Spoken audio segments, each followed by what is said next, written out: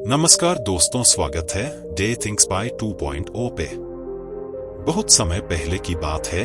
किसी गांव में एक राजा था। उस राजा के पास सब कुछ था, बेशुमार दौलत थी, अच्छी प्रजा थी जो उसका ख्याल रखती थी, उसके आदेशों का पालन किया करती थी और वह भी अपनी प्रजा का खूब ध्यान रखा करता था। उन्हें कभी किसी चीज की कोई कमी महसूस नहीं होने देता था। कहने को तो उस राजा के पास सब कुछ था, किसी चीज की कोई कमी नहीं थी, लेकिन उसका मन कभी किसी एक काम पर नहीं टिक पाता था। वह जब भी किसी भी चीज को करने का प्रयास करता तो उसका ध्यान कहीं भटक जाता। इस चीज को लेकर वह बहुत चिंतित रहता था। कई बार वह अपने बगल के राज्य के राजाओं से भी मिला था और सभी ने उसे अलग अलग राय दी थी। सभी ने उसे अलग अलग तरीके बताए थे। जो भी तरीके उस राजा ने सुने थे, उन तरीकों को अपने जीवन में उतारा, लेकिन उन उपायों से उसे कोई लाभ ना मिला, जिसके कारण वह हमेशा चिंतित रहता, परेशान रहता। कई बार तो रातों को उसे नींद भी नहीं आती और वह केवल करवटें बदलता रहता। एक दिन राजा के कानों तक एक बात पहुंची कि उसके राज्य में एक ऐसा असाधारण व्यक्ति है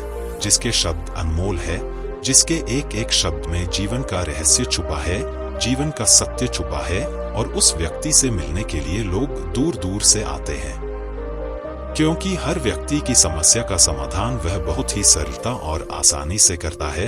यह बात सुनकर राजा बहुत प्रसन्न हुआ। उसे लगा कि अब उसके सवालों का जवाब उसे मिल जाएगा। इतनी तारीफ सुनकर राजा ने यह तय किया कि वह तुरंत ही जाकर उस व्यक्ति से मिलेंगे और उसे यह भी पता चल जाएगा कि जो लोग उनकी इतनी तारीफ कर रहे हैं, क्या वह सच है या नहीं। अगले दिन सुबह सुबह वह राजा उस व्यक्ति से मिलने के लिए निकल गया। रास्ता कुछ ज्यादा ही लंबा था, जिस कारण राजा ने बीच रास्ते में आराम किया। वहां पर उपस्थित हर कोई उस व्यक्ति के बारे में जानता था। जब राजा ने उनसे उस व्यक्ति के बारे में पूछा तो वे लोग उस असाधारण व्यक्ति की खूब तारीफ कर रहे थे। तभी राजा ने सोचा कि लगता है यह व्यक्ति बहुत बुद्धिमान है, बहुत ज्ञानी होगा और प्रभावशाली व्यक्ति होगा, अन्यथा हर कोई उसकी इतनी तारीफ नहीं करता। जरूर ही उस व्यक्ति में ऐसी कोई बात अवश्य है जिसके कारण हर कोई उन्हें जानता है और उनकी तारीफ कर रहा है। उस व्यक्ति की तारीफ सुनकर राजा के मन में उस व्यक्ति से मिलने की उत्सुकता और अधिक हो गई। अब वह राजा जल्द से जल्द उस व्यक्ति से मिलना चाहता था, जिसके कारण वह आगे का सफर तय करना शुरू कर देता है। जैसे तैसे वह राजा उस व्यक्ति के आश्रम पहुंचा, पर आश्रम में उसे कोई नजर नहीं आया। आश्रम के पीछे एक छोटा सा बगीचा था। जब राजा वहां पहुंचा तो उसने देखा कि एक माली बगीचे में काम कर रहा था। उसका पूरा शरीर मिट्टी से लथपथ, पैरों में कोई चप्पल नहीं थी। इसको देखकर राजा ने माली से कहा, सुनिए महोदय, इस आश्रम के मालिक कहाँ है? मैं उनसे मिलने आया। इस पर वह माली जवाब देते हुए कहता है, श्रीमान आप अंदर बैठिए, मैं उन्हें बुलाता हूँ, वह जल्द ही आपसे मिलेंगे। माली की यह बात सुनकर राजा अंदर कुटिया में जाकर बैठ गया और उस असाधारण व्यक्ति के आने का इंतजार करने लगा। कुछ देर प्रतीक्षा करने के बाद जब असाधारण व्यक्ति उस राजा के सामने पहुंचा, उसने देखा कि यह तो वही व्यक्ति है जो बगीचे में काम कर रहा था। राजा ने उन्हें नमस्कार किया और बहुत हैरानी से कहा, अरे आप तो वही माली है जो बाहर बगीचे में काम कर रहे थे। लेकिन अब की बार तो माली एक बौद्ध भिक्षु के रूप में आया था। तभी बौद्ध भिक्षु राजा से कहते हैं, राजा मेरा मजाक माफ कीजिए, मैं बगीचे में छोटा सा काम कर रहा था। मैं ही यहाँ का माली हूँ और मैं ही वह असाधारण व्यक्ति हूँ जिससे आप यहाँ इतनी दूर मिलने आए। कृपया करके अपने आने का कारण बताएं। इस पर राजा उन बौद्ध भिक्षु से कहता है, महाराज मैंने सुना है कि आप जैसा व्यक्ति इस पूरे राज्य में नहीं है। मैंने आपकी तारीफ सुनी है, मैंने आपके बारे में कई सारी अच्छी बातें सुनी है। मैंने यह भी सुना है कि आपके पास जो भी अपनी समस्या लेकर आता है उसकी समस्या का समाधान आप अवश्य करते हैं। इसी कारणवश मैं आज आपसे यहाँ पर मिलने आया हूँ और मैं आपसे उपदेश सुनना चाहता हूँ। लेकिन मेरे मन में एक शंका है। इस पर बौद्ध भिक्षु सम्राट से कहते हैं, कैसी शंका? इस पर राजा कहता है, मैंने बहुत से विद्वानों को देखा है, बहुत से ज्ञानियों को देखा है। वे जब भी चलते हैं तो उनके पास तरह तरह की ज्ञान की किताबें होती हैं। उनके पास ऐसा कोई ना कोई संकेत जरूर नजर आता है जिससे यह पता चल सकता है कि वे लोग ज्ञानी हैं। लेकिन आपके पास तो ना कोई ज्ञान की किताबें हैं और ना ही कोई ऐसी कला के संकेत आप में नजर आ रहे हैं, लेकिन उसके बावजूद आप बहुत शांत नजर आ रहे हैं। क्या आप मुझे इसका रहस्य बता सकते हैं?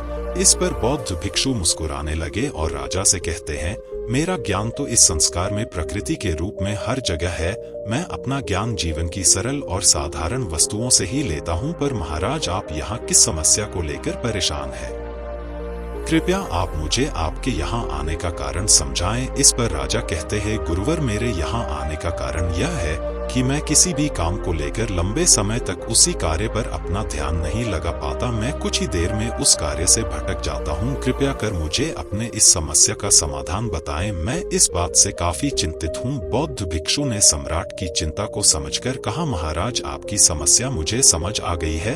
आप जिस कार्य पर ध्यान नहीं लगा पा रहे उसके लिए मैं आपको एक उपाय बता सकता हूँ, लेकिन आज आपको देर हो चुकी है। आप मुझे कल सुबह मिलिए। कल सुबह का समय ठीक रहेगा। कल सुबह जब आप मुझसे मिलेंगे तो मैं आपके सभी सवालों का जवाब आपको दे दूंगा। यह कहकर बौद्ध भिक्षु वापस अपने बगीचे में लौट गए और वह राजा भी वापस अपने महल लौट गया। लेकिन सम्राट को रात भर नींद नहीं आए। वह बस यही सोच में लगा था कि आखिर बौद्ध भिक्षु मुझे क्या बताने वाले हैं।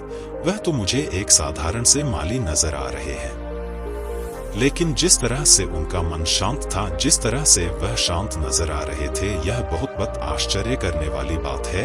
रात भर राजा इन्हीं ख्यालों में खोया रहा। अगले दिन सुबह सूरज निकलने से ठीक पहले राजा उस आश्रम पर वापस पहुंचा। वहां पर बौद्ध भिक्षु पहले से ही उपस्थित थे। जैसे ही राजा वहां पहुंचा, उन बौद्ध भिक्षु ने एक पानी का छोटा सा जग उस राजा के हाथ में थमा हुए कहते हैं, इसे लीजिए और पौधों पर धीरे धीरे पानी डालिए। और ऐसा करते करते यह आपके सामने पूरे 10 पौधे हैं। इन सभी पर आपको इसी प्रकार पानी डालते चले जाना है। लेकिन जब आप इस क्रिया को कर रहे होंगे तो उस वक्त मेरी एक बात का अवश्य ध्यान रखिएगा कि आपको इस दौरान कुछ और नहीं करना है, ना कुछ सोचना है और ना ही कहीं आपका ध्यान भटकना चाहिए।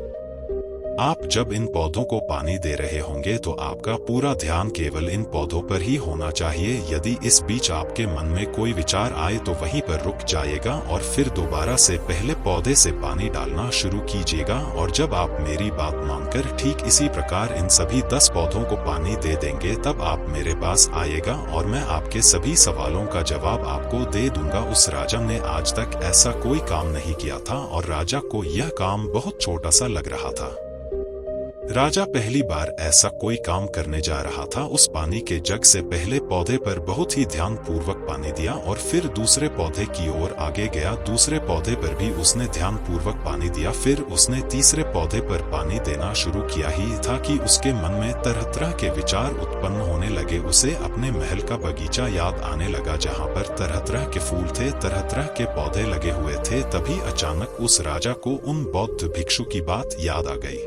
यदि मन में कोई भी विचार उत्पन्न हो तो उसे फिर से पहले पौधे से पानी देना शुरू करना होगा। तुरंत ही पहले पौधे के पास वापस पहुंचा और उसने फिर से पहले पौधे को पानी दिया। दूसरे पौधे को उसने फिर से ध्यान पूर्वक पानी दिया। जैसे ही वह तीसरे पौधे पर पहुंचा, उसके मन में फिर से कई तरह के विचार उत्पन्न होने। अब की बार यह सोच रहा था, पता नहीं मेरे बिना मेरे साम्राज्य में क्या हो रहा होगा। और अब की बार राजा को बहुत क्रोध आने लगा। उसने सोचा कि आखिर मैं यह छोटा सा कार्य क्यों नहीं कर पा रहा हूँ। वह तुरंत ही फिर से पहले पौधे के पास पहुंचा। उसने अब की बार बहुत ध्यान पूर्वक पहले पौधे को पानी दिया, दूसरे पौधे को भी ध्यान पूर्वक पानी दिया। ऐसे करते करते अब की बार राजा करीबन 5 पौधों में बहुत ही ध्यान से पानी दे चुका था। लेकिन अब की बार जैसे ही उसने छठे पौधे पर पानी देना शुरू किया, उस पानी को देखकर राजा के मन में नदी के विचार उत्पन्न होने लगे और राजा अब बहुत परेशान हो चुका था। जितनी बार वह पौधों को पानी देने का प्रयास करता, हर बार वह असफल हो जाता। उसका मन उतना ही ज्यादा व्याकुल होता जाता और वह खुद पर क्रोधित हो जाता है। राजा यह बात बहुत अच्छी तरह से जानता था कि वह भिक्षु उसकी परीक्षा ले रहे हैं।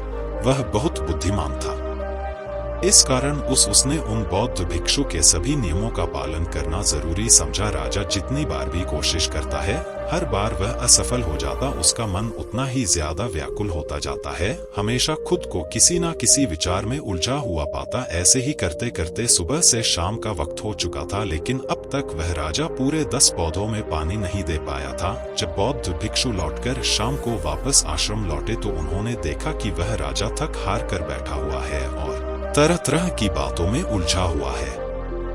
तभी बौद्ध भिक्षु राजा के पास पहुंचे और कहने लगे, हे राजा, मैं तुम्हारी ईमानदारी से बहुत खुश हूं। तुमने अपने कार्य को पूरे मन और लगन के साथ करने का पूरा प्रयास किया, इसलिए जो बात मैं तुम्हें बताने जा रहा हूं उसे बहुत ही ध्यानपूर्वक सुनना और समझने का प्रयास करना। जब हमारा मन विचारों से खाली हो जाता है तब उसमें मन का असली स्वरूप नजर आता है। तब साधारण से साधारण सा काम भी हमें ज्ञान और शांति देता है। इस पर सम राजा उन बौद्ध भिक्षु से कहता है, हे महाराज, पर यह कैसे संभव है?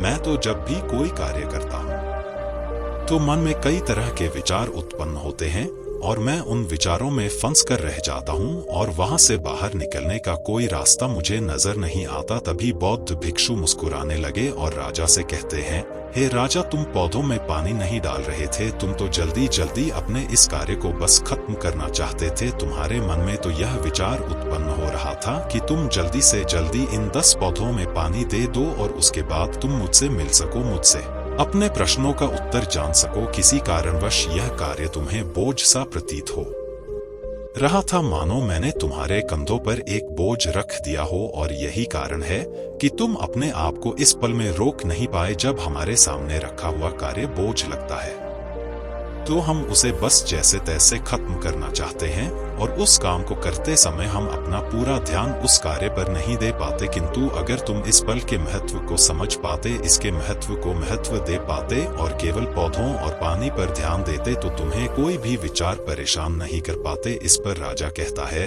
हे महाराज, मुझे आपकी यह बात समझ में आ रही है कि मैं जल्दी जल्दी इस कार्य को खत्म करके आपसे मिलना चाहता था, जिस कारण मेरा मन इस कार्य में पूरी तरह से नहीं लग सका।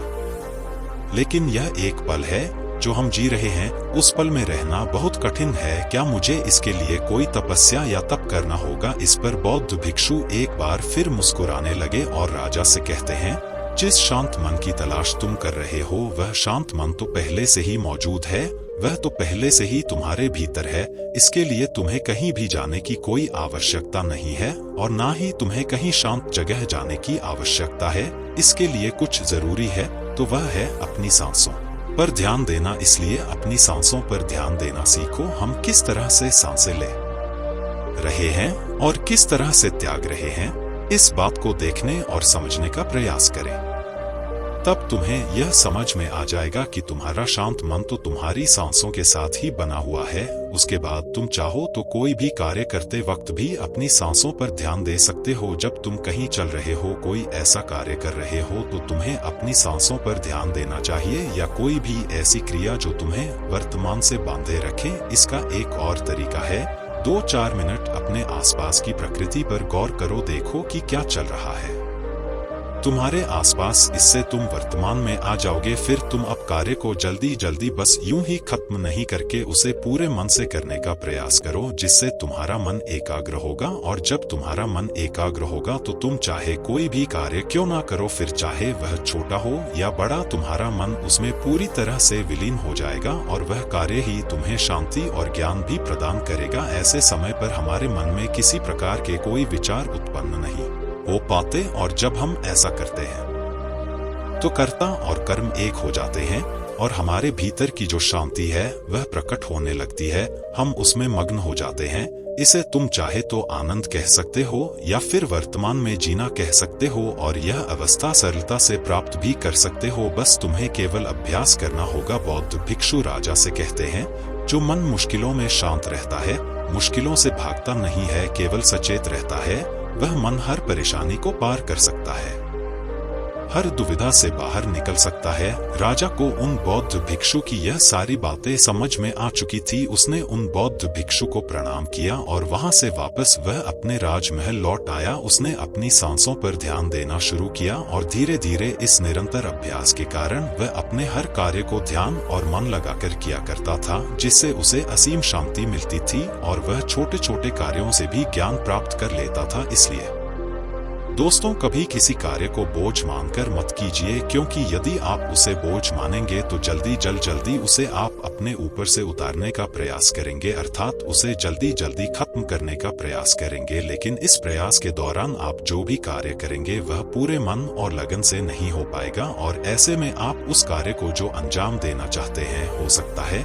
कि आप उसे अंजाम भी ना दे सके और इसी कारणवश आपके मन में तनाव भी पैदा हो जाता है। हम चिंतित रहने लगते हैं, परेशान रहने लगते हैं, क्योंकि जो अंजाम हम उस कार्य को देना चाहते थे, अंजाम हम उस कार्य को ना दे सके कि और हम में से अधिकांश लोग यही गलतियां करते हैं। जब उन्हें कोई कार्य सौंपा जाता है तो वह उस कार्य को करने का प्रयास तो करते हैं, लेकिन वह चाहते हैं कि वह कार्य कितनी जल्दी खत्म हो जाए और वह उस कार्य को करते वक्त अपने आप को वहां नहीं रख पाते, बल्कि उनका मन तो कहीं और ही भटकता रहता है, जिससे हमारा मन हम पर हावी होने लगता है, हमें तरह तरह के विचार दिखाता है और हम उन विचारों में डूबते चले जाते हैं। हम उन विचारों में फंसते चले जाते हैं और फिर वहां से हमें निकलने का कोई रास्ता नजर नहीं आता, जिससे हमारे मन में तनाव पैदा होने लगता है। हम बहुत परेशान रहने लगते हैं। हम चाहकर भी किसी कार्य को नहीं कर पाते और जो कार्य हमें वर्तमान की ओर ले जा सकता था, उस दरवाजे को हम खुद ही बंद कर देते हैं, क्योंकि वह कार्य हमें बोझ लगने लगता है। इसलिए जब भी आप कोई कार्य शुरू करना चाहते हैं तो उससे पहले अपना पूरा ध्यान अपनी सांसों पर केंद्रित करें और फिर आप चाहे तो अपने काम के दौरान भी अपनी सांसों पर अपना ध्यान लगाए रख सकते हैं और यही सांस का जो ध्यान है यह आपके काम के ध्यान में परिवर्तित हो जाएगा और इस कार्य में जो भी कठिनाइयां उत्पन्न हो रही हैं उसे आप पल भर में सुलझा देंगे। फिर चाहे कैसी भी विपरीत परिस्थितियां आपके सामने क्यों ना आ जाए, आप उस कार्य को पूरे मन और लगन के साथ पूरा करके ही रहेंगे। ऐसे ही मोटिवेशन वीडियो को देखने के लिए चैनल को सब्सक्राइब करें।